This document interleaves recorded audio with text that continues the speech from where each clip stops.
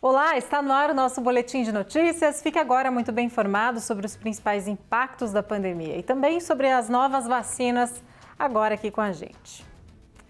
Estão no país mais de 4 milhões de novas doses da vacina Oxford AstraZeneca que chegaram ao Aeroporto Internacional de Guarulhos, em São Paulo, nesse fim de semana.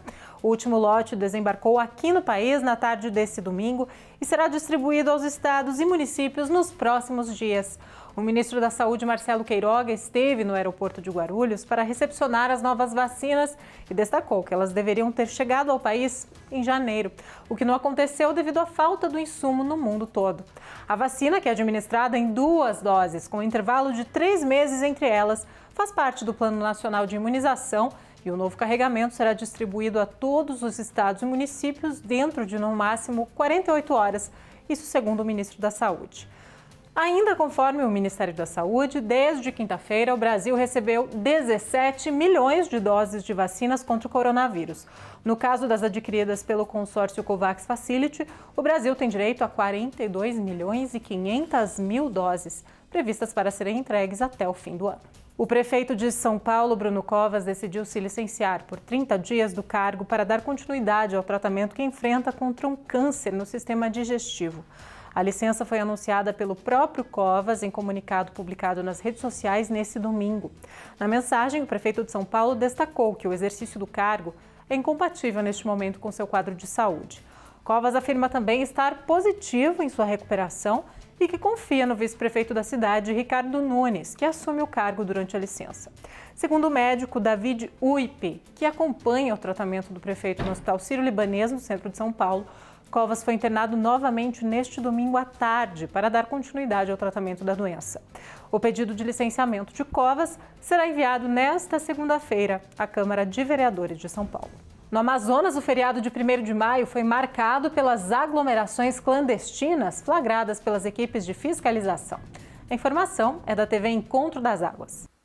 Entre a noite desta sexta-feira, 30 de abril, e a madrugada de sábado, dia 1º de maio, várias irregularidades foram encontradas pelas equipes de fiscalização do governo do Amazonas. Agentes da Central Integrada de Fiscalização vistoriaram 9 estabelecimentos, entre bares e festas clandestinas, que descumpriam o decreto governamental promovendo aglomerações. Durante a ação, um bar na Zona Leste foi flagrado com mais de 300 pessoas. Ainda durante as fiscalizações, 2 pessoas foram detidas e conduzidas à delegacia. Já a Operação Pela Vida encerrou 2 festas clandestinas nos bairros Tarumã, Zona Oeste, e Petrópolis, na Zona Sul da capital. No Tarumã, por exemplo, a festa clandestina acontecia na Chácara Tapiri, com mais de 200 pessoas. Os policiais apreenderam no local 2 paredões de som. O Detran também montou uma barreira fixa na Avenida do Turismo. Durante as abordagens foram efetuadas 54 autuações. 12 veículos foram apreendidos. E agora a gente fala de dinheiro. A pandemia trouxe, além da crise de saúde, crise financeira para muita gente. A organização do próprio dinheiro tem sido um verdadeiro desafio aí para quem quer viver sem preocupações com os gastos. Confira mais detalhes na reportagem da TV Assembleia do Piauí. O advogado Heitor Bezerra é uma exceção entre milhões de pessoas que vivem endividadas, que não sabem o que fazer com o próprio dinheiro e acabam gastando mais do que ganham. Na minha casa eu era conhecido por ser organizado financeiramente, né? Mas eu nunca tinha essa necessidade assim, de colocar no papel, às vezes colocar na planilha, eu não tinha isso. A partir do momento que eu vi que meus gastos aumentaram, que às vezes minhas receitas variavam ao longo do tempo, eu percebi que seria melhor eu colocar no papel do que deixar assim na minha própria mente, né? Porque quando você coloca só na sua mente, você acaba esquecendo. E aí fica um pouco flexível isso. Mas quando você coloca no papel, quando você vê quais são os seus gastos realmente mensais, você passa a ter uma organização melhor. Tudo que ele ganha e gasta é organizado em planilhas. E ele tem total consciência de quanto e como investir o dinheiro. Desperdício de grana está fora dos hábitos financeiros do advogado. Então, quando eu calculo, quando eu vejo que eu estou tendo aqueles gastos fixos e estou tendo aqueles gastos variáveis, eu posso me planejar. Eu posso ter esse planejamento, por exemplo, de saber se eu posso assumir um gasto a mais, se naquele mês se apertou, eu tenho que cortar de algum lugar. Então, quando eu tenho esse controle, eu posso saber aonde eu posso ter, por exemplo, uma economia. Eu já me dei essa liberdade de assumir um gasto grande, né?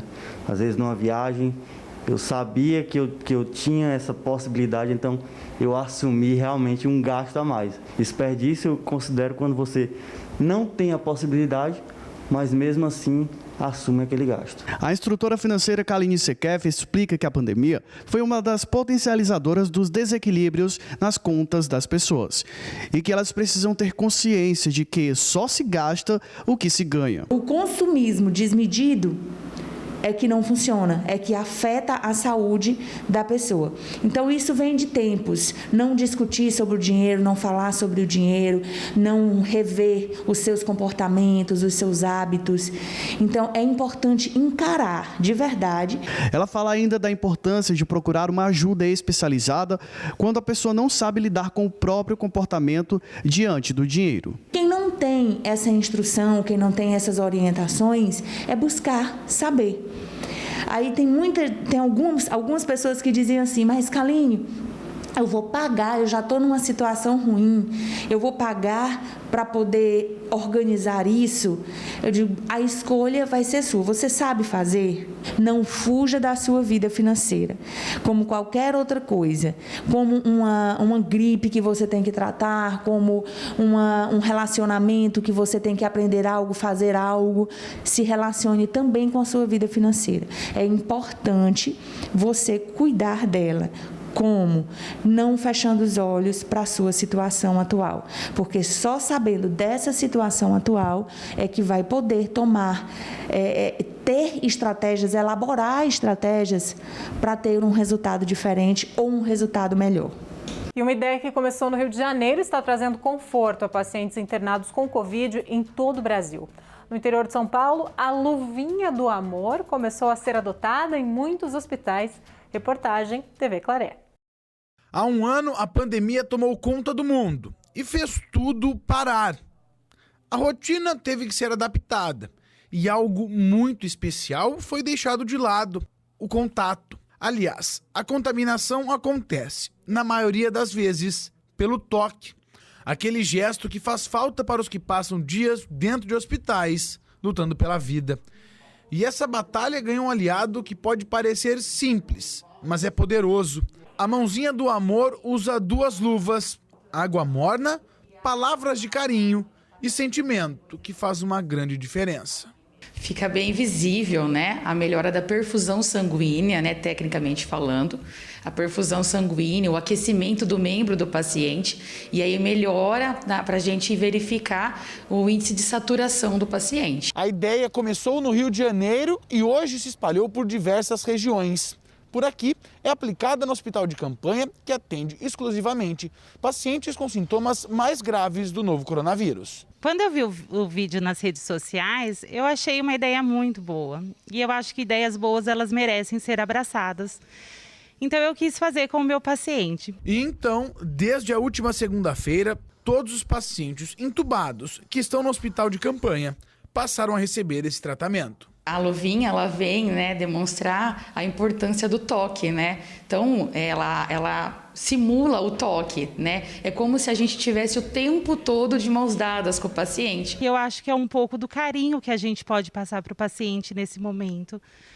Porque ele está entubado, ele está sedado, mas ainda é uma pessoa, né, que merece cuidados, que merece carinho. Uma experiência nova e que pode ser um alento para todos que sofrem diariamente com os sintomas mais graves da Covid-19. A sensação que dá é que alguém está dando as mãos para ele forte, assim, segurando firme nas mãos dele. E eu acho que é uma forma de mostrar que ele não está sozinho. E não só para o paciente, mas também para a equipe, né? Como é visível a melhora do paciente, né? Então a equipe sente que ela está fazendo algo a mais do que só o técnico ali. E agora a gente fala dos efeitos psicológicos da pandemia. Num momento no qual a ansiedade e o medo fazem parte da rotina, buscar apoio profissional para manter a saúde da mente é fundamental. A reportagem é da Fabiana Vantucci. Primeiro vem a preocupação ao receber o diagnóstico da Covid-19. Depois, o choque ao saber que o caso é grave. A Caroline ficou 20 dias na UTI e 15 entubada. Sem o apoio da psicóloga, teria sido muito mais difícil lidar com as sequelas e com as emoções. Eu acabei perdendo alguns movimentos pela sedação mesmo, por ficar entubada. Então ela me ajudou muito, nesse processo, que eu me frustrava muito, eu queria andar, eu não conseguia, queria mexer a minha mão, infelizmente eu não conseguia. Então ela me ajudou muito nesse processo, Lá na UTI ela fazia essas chamadas de vídeo, então minha família dava apoio, falava, Carol, você vai conseguir, E ela me ajudava muito fora, longe das chamadas de vídeo, ela conversava muito comigo. Essa psicóloga trabalha na UTI Covid de um hospital. Ela sabe o quanto é importante dar suporte aos pacientes diante de tantas incertezas. Muitos, por exemplo, relatam, mas eu vou ficar sem andar para sempre porque eles perdem muito movimento, porque perdem massa muscular. Então eles ficam fracos, não conseguem, no primeiro momento, não conseguem, por exemplo, caminhar, não conseguem ficar de pé. Então a gente também tem que começar a trabalhar isso na cabecinha deles. Veja, é uma condição atual agora, não quer dizer que vai ser permanente. Mas o trabalho da psicóloga não parou por aí. Ao sair do hospital, a Caroline teve que lidar com medos ainda maiores. Eu tinha muito medo, até chegar lá na época do Natal. Não, vamos sair, eu não queria ir na esquina porque eu ficava com receio, Então ela me ajudou muito, ela me incentivou a fazer alguns exames, como de anticorpos. Daí eu fiz o exame e fiquei um pouco mais calma. Então ela trabalhou bastante comigo com relação a isso. Eu sou muito grata até hoje. Esse acompanhamento alta hospitalar está sendo muito importante para esses pacientes, até para eles conseguirem se reestabelecer no seu dia a dia, Porque é algo que para eles acaba sendo novo, tudo de novo. Então muitos relatam isso, a gente está aprendendo tudo de novo. E é bem isso, é reaprender a andar, é reaprender a se alimentar, é reaprender a interagir com as pessoas, com a sociedade, voltar a trabalhar muitas vezes. Após a alta hospitalar, a recuperação do paciente continua em casa, é claro.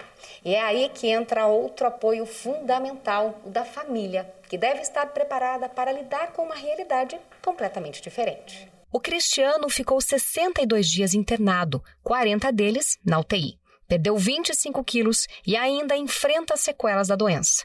A família dele tem sido essencial na recuperação. Muito bem acolhido.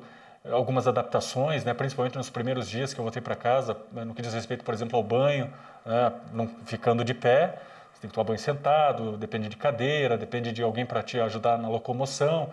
Foi a própria alimentação também, eu moro numa casa que tem escada, então fiquei muito tempo no quarto, sem subir e descer, sendo atendido só no quarto.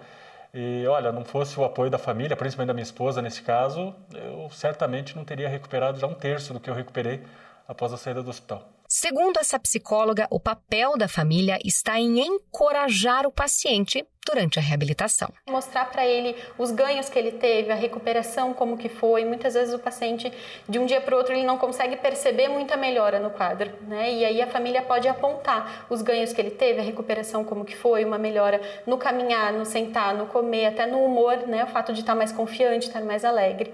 Então a família apontar essas melhoras ajuda o paciente a se sentir motivado para seguir no tratamento. Ela ressalta que é preciso também haver equilíbrio nessa relação. A família precisa equilibrar essa proteção e carinho, sem super proteger demais um paciente que precisa de estimulação para a própria reabilitação.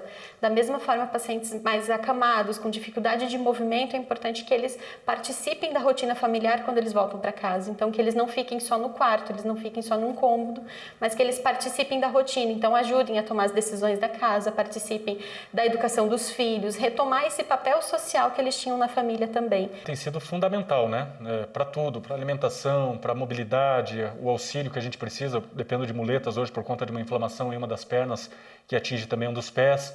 Então, a recuperação em casa, o ambiente familiar, poder abraçar os filhos de volta, dormir junto com o pequeno, que era um hábito que a gente já tinha há algum tempo, e poder manter isso, sem dúvida nenhuma, ajuda a gente a recuperar cada vez mais, a acelerar talvez essa recuperação. E nosso boletim de notícias fica por aqui. Lembrando, é claro, que você segue muito bem informado ao longo da nossa programação. Por isso, não saia daí, fique com a gente. É claro, se possível, fique em casa.